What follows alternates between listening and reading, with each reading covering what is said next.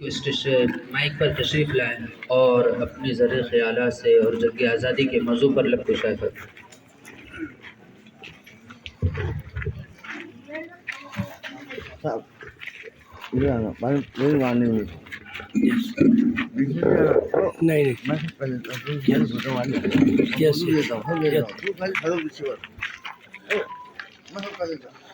السلام علیکم ورحمۃ اللہ وبرکاتہ۔ ربی اشرح لی صدری ویسر لی امری واحلل عقدۃ من لسانی یفقہوا قولی۔ شہ نشین پہ تشریف فرما، ناظم مدرسہ و دیگر مہمانان اور دونوں جانب صف آرا ہو کر بیٹھے ہوئے ذمہ داران اور درمیان میں بیٹھے ہوئے نسل نو، اور میں سمجھتا ہوں خالص قوم کے نہیں بلکہ اس ملک کے عزیز ہندوستان کے مستقبل، چونکہ ہر سال کی طرح ان سال بھی ہم جشن آزادی منانے کے لیے جمع ہوئے ہیں، اور گزشتہ 76 سالوں سے ہم جشن آزادی کو منانے کے لیے ہمارے اجداد جو ہے تو جمع ہوتے رہے ہیں۔ مجھے یاد آتا ہے 1947 کا 15 اگست کہ جب دہلی میں پرنسس باغ میں پہلی بار جشن آزادی کے طور پر ترنگا لہرایا گیا، اور ہندوستان کی تاریخ میں پہلا موقع ایسا تھا کہ لاکھوں کی تعداد میں بھیڑ اکٹھا ہوئی، ایسی بھیڑ اکٹھا ہوئی کہ جو منچ لگایا گیا تھا مہمانان کے لیے، وہ منچ بھی بھیڑ میں کہیں گم ہو گیا۔ مہمانان کے لیے جو وائس رائے تھے، جو اس وقت اس ملک کے اندر اپنی ذمہ داریاں ادا کر رہے تھے، وہ بھی اسٹیج تک نہیں پہنچ سکے۔ ان کو اپنی گاڑی میں ٹھہر کر جو ہے تو جھنڈے کو سلامی دینی پڑی۔ تو ایک ایسا جشن آزادی جب منا ہے، جوش و خروش کے ساتھ منا ہے، اور جب ہم اس جنگ اور اس جشن آزادی کے واقعات جب بزرگوں سے سنتے ہیں تو وہ یہ کہتے ہیں کہ ایک رات پہلے پارٹیشن کا دکھ ہوا، ہمارے گھراں اجڑے، ہماری بستیاں اجڑی، ہمارے خاندان اجڑے، ہمارے رشتہ دار دور ہو گئے، ہمارے اہل خانہ دور ہو گئے۔ جو ہندوستان میں تھے انہیں پڑوس کے ملک میں جانا پڑا، جو پڑوس کے ملک میں تھے انہیں ہندوستان میں آنا پڑا۔ لیکن ان تمام افراتفری کے باوجود جب 15 اگست 1947 کو پرنسس باغ میں ہم سب جمع ہوئے تو ہم وہ رات کے حادثات کو بھلا چکے تھے، جبکہ آنکھ ٹھنڈی نہیں ہوئی تھی، اس آنکھ سے دھوئے اٹھ رہے تھے، لیکن اس آزادی کا جشن ایسا تھا کہ ہم بھول گئے کہ ہمارے ساتھ رات میں کیا ہوا ہے۔ ہمارے گھر اجڑ گئے، ہم بھول گئے، ہمارے بچے مارے گئے، ہم بھول گئے، اور جو ہے تو عورتوں کی عصمتیں لوٹی گئی، ہم بھول گئے، کیونکہ وہ جشن آزادی کا جوش اس طرح سے تھا۔ جب ہم اپنے بزرگوں سے سنتے ہیں تو وہ یہ کہتے ہیں یا وہ یہ لکھتے ہیں کہ اس طرح سے لوگ جھنڈا بندھن کے بعد، اور جب جھنڈا بندھن ہوا تو پہلے علامہ اقبال کا کلام جو ہے تو پرنسس باغ میں پڑھا گیا، سارے جہاں سے اچھا ہندوستان ہمارا، اور اس کے بعد وندے ماترم پڑھا گیا، اور یہ دونوں ترانے ہونے کے بعد جو لوگ ایک دوسرے سے گلے ملے ہیں وہ یہ کہتے ہیں کہ ہم ایک دوسرے کو جانتے نہیں تھے، ہم ایک دوسرے کو پہچانتے نہیں تھے، لیکن ہماری خوشی اس بات کی تھی کہ اب ہمارا وطن آزاد ہو گیا ہے، ہمارے پیروں سے جو ہے تو غلامی کی زنجیر ٹوٹ چکی ہے۔ اس خوشی کو جب میں یہ پڑھتا ہوں تو مجھے یہ لگتا ہے کہ جب اتنی خوشی ہوتی ہے تو ظاہر سی بات ہے کہ اس کا سنگرش بھی اتنا بڑا ہوا ہوگا۔ ہم اکثر 15 اگست کو جو ہے تو 200 سالہ تاریخ بیان کرتے ہیں، ہم بتاتے ہیں کس طرح کی جد و جہدیں ہوئی، کہ کس طرح مسلمانوں نے اپنی قربانیاں دی اور کس طرح مسلمان علماء نے اپنی قربانیاں دی، لیکن ہم جو اصل کلائمیکس کا دن ہے 15 اگست کا وہ بیان کرنا بھول جاتے ہیں۔ غالباً میں اپنے بچپن سے اپنے اسکولوں میں تقریریں سن رہا ہوں، اور جب سے اللہ نے مجھ میں قابلیت دی، میں خود جھنڈا مندن کے لیے جا رہا ہوں، تقریریں کر رہا ہوں اور الگ الگ لوگوں سے تقریریں سن رہا ہوں، تو میں نے ہر جگہ یہ بات کو نوٹ کیا کہ ہم سب نے 200 سالہ تاریخ، جد و جہد، قربانی، وہ تمام چیزیں بیان کی، لیکن جو دن ہم نے جشن منایا وہ ہم کب بیان کریں گے جبکہ ہم جشن آزادی کے لیے جمع ہوئے ہیں۔ یہ بات اور ہے کہ وہ جشن جو منا وہ بڑی قربانیوں کے بعد منا، یہ بات اور ہے کہ اس جشن کے اندر کئی لوگوں کے خون شامل تھے، یہ بات اور ہے اس جشن کے اندر کئی لوگوں نے اپنے خاندان کو کھو دیا تھا، یہ بات اور ہے اس جشن کو منانے کے لیے ہزارہا علماء اکرام نے اپنی قربانیاں دی تھی۔ یہ جب بھی جشن آزادی کی تاریخ ہوتی ہے، جب بھی انگریزوں سے اس ملک کو آزاد کرانے کی بات کی جاتی ہے، تو ایسا بالکل نہیں ہو سکتا کہ ہم شہید ہندوستان ٹیپو سلطان کو بھول جائے۔ آج ٹیپو سلطان کو بھلا دیا گیا، آج ٹیپو سلطان کو تاریخ سے الگ کرنے کی کوشش کی جا رہی ہے، آج ہمارے تمام نائکوں کو تاریخ سے الگ کرنے کی کوشش کی جا رہی ہے، اور کہیں نہ کہیں ملک عزیز کے اندر کچھ تتھاکتھت لوگ ہم کو ولن بنانے پر اتارو ہے، وہ چاہتے ہیں کہ ہم کو ولن بنا کر پیش کرے، وہ ہمارے ان کیریکٹروں کو تاریخ سے ہٹا رہے ہیں جو ہیرو ہے تاریخ کے اندر، اور ان کیریکٹروں کو ڈھونڈ کر یا تو لایا جا رہا ہے یا تو ایسے کیریکٹر گڑے جا رہے ہیں جس کو ولن بنا کر پیش کیا جائے۔ اور ایسے ماحول کے اندر، ایسے حالات کے اندر مدرسے کے بچوں کے اور علماء اکرام کی ذمہ داری بنتی ہے کہ اس کردار کو ادا کی جائے جو 1947 سے پہلے علماء اکرام نے ادا کیا تھا۔ وہ کردار کیا تھا؟ وہ کردار کیا تھا؟ سب سے پہلے اس ملک کو اس بات کا احساس دلانا کہ تم غلام ہو چکے ہو۔ یہ احساس ہمارے پاس نہیں تھا کہ ہم غلام ہیں، ہمیں تب بھی 150 سال سے زیادہ انگریزوں نے حکومت کر لی، تب بھی ہم یہ سوچ رہے تھے کہ یہ لوگ تو یہاں پر کاروبار کے لیے آئے ہیں، تو انہیں اس ملک کے ہر باشندے کو اس بات پر آمادہ کیا علماء اکرام نے کہ یہ تمہارے ساتھ کاروبار نہیں کر رہے، انہوں نے تمہیں غلام بنا دیا ہے، کیونکہ آزادی کی تحریک تب تک نہیں چل سکتی جب تک آپ کو غلامی کا احساس نہ ہو۔ جو آدمی قید و بند میں ہے وہی باہر آنا چاہے گا، لیکن جس آدمی کو وہ قید و بند ہی آزادی ہے، اس کو تم کس آزادی کے جو ہے تو دہائی دو گے، کس آزادی کی طرف آمادہ کرو گے؟ آپ آزاد پرندہ پکڑو، ایک پنجرے میں ڈال دو، وہ اتنا پھڑپھڑاتا ہے کہ آپ کو مجبوراً اس سے نکال دینا پڑتا ہے، لیکن جو پرندے اس پنجرے میں ہی پیدا ہوتے ہیں انہیں چھوڑ بھی دیا جائے تو وہ واپس اسی پنجرے میں داخل ہو جاتے ہیں، اور ہماری نسلیں کے نسلیں اس جو ہے تو انگریزوں کے پنجرے میں پیدا ہوئی تھی، اس لیے ہم کو یہ احساس ختم ہو گیا تھا کہ ہم غلام بھی ہیں۔ اور میں سلام کرتا ہوں علماء اکرام کو، میں سلام کرتا ہوں میرے اجداد کو کہ انہوں نے پہلے اس ملک عزیز کے لوگوں کو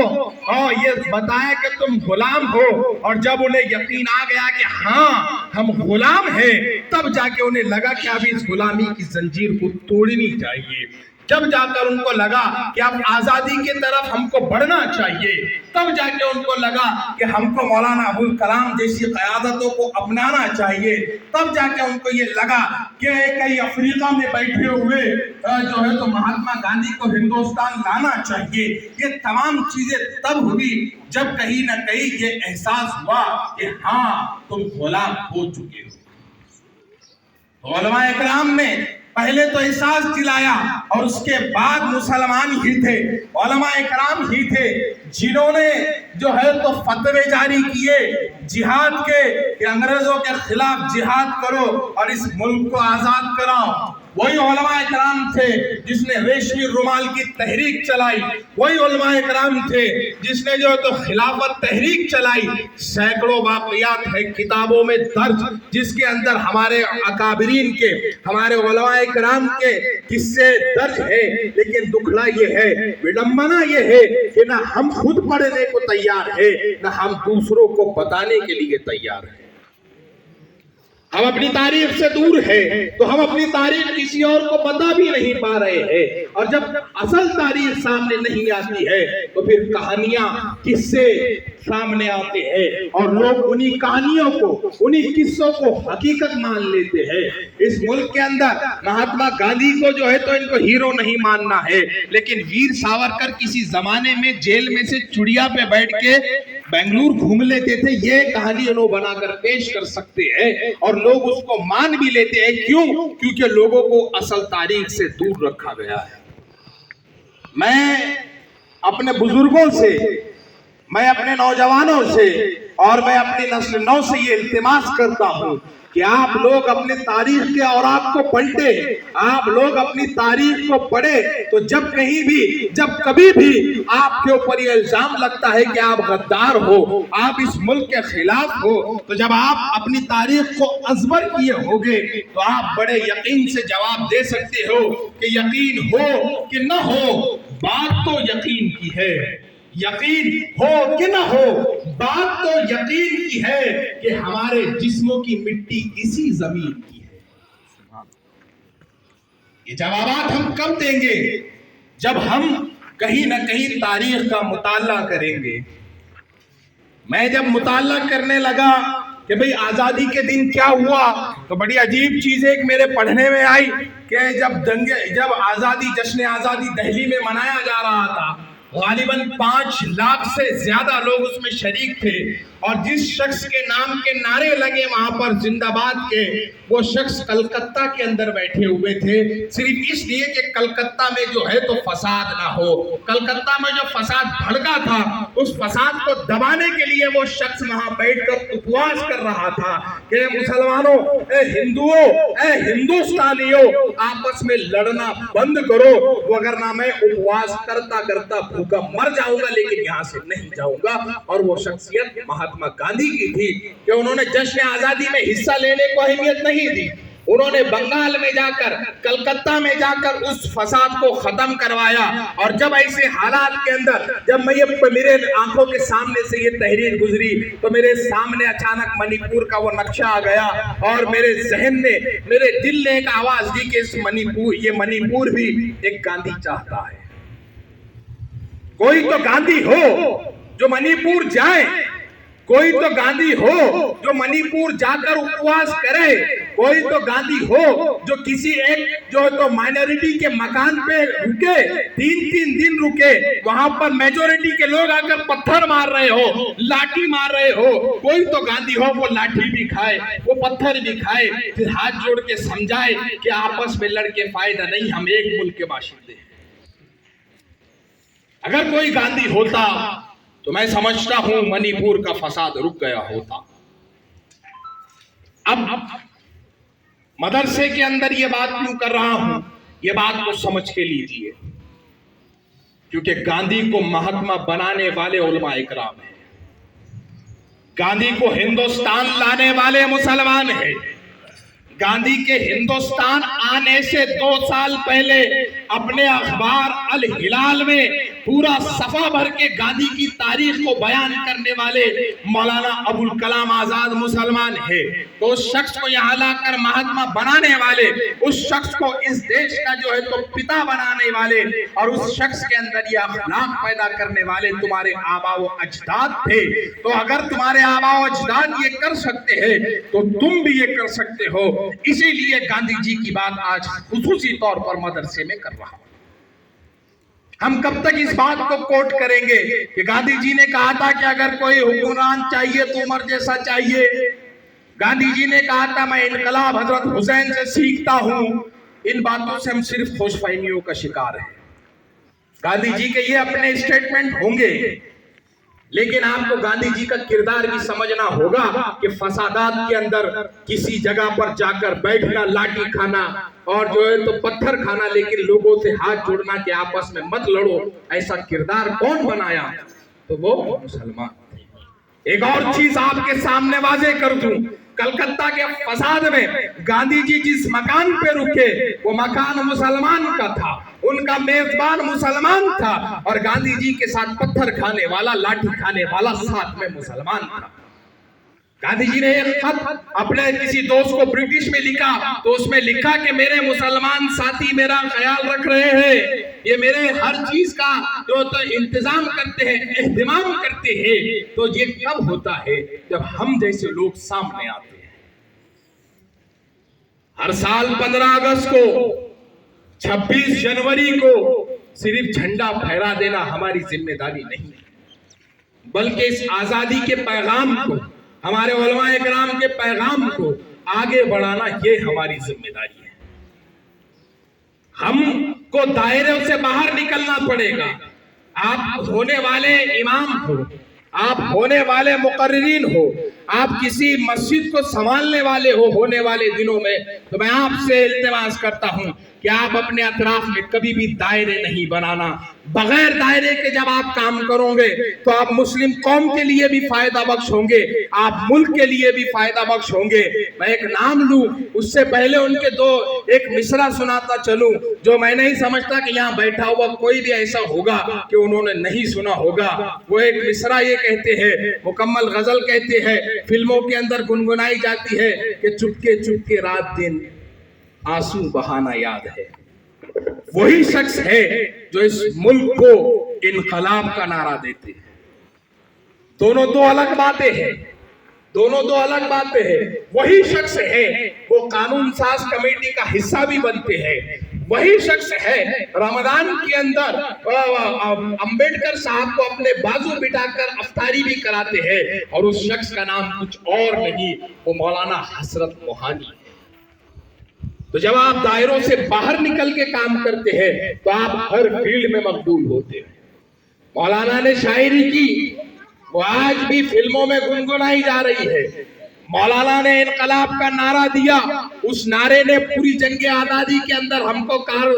جو ہے تو کامیابی دلائی۔ مولانا جو ہے تو قانون ساز کمیٹی میں رہے، آج دستور ہند ہمارے سامنے ہے، اور کتنے ایسے قانون ہیں جو ہم کو لگتے ہیں یہ تو شریعت سے وابستہ ہے، یہ تو شریعت ہی کے ہے۔ یہ کب ہوا؟ جب حضرت موہانی وہاں تک پہنچے۔ تو میں آپ تمام سے بھی یہی درخواست کرتا ہوں کہ آپ بھی کبھی اپنے اطراف میں کسی مسلک کا اور جو ہے تو کسی مکتب فکر کا دائرہ مت کھینچو۔ ہمارا مسلک، ہمارا مکتب فکر محمدی ہے، ہمارا دین اسلام ہے، اور ہماری کتاب قرآن ہے، اور ہماری رہبر احادیث ہے،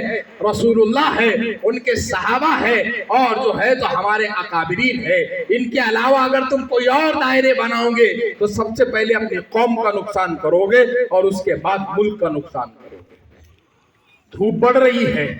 اور چونکہ میں بھی لیٹ آیا ہوں تو اس کے لیے سب سے پہلے تو معافی چاہتا ہوں، اور میں لیٹ آیا ہوں تو سورج بھی اوج پہ ہے، اور میرے لیٹ آنے کی سزا میں آپ کو نہیں دوں گا، میں اپنی بات کو زیادہ طوالت نہیں دوں گا۔ میں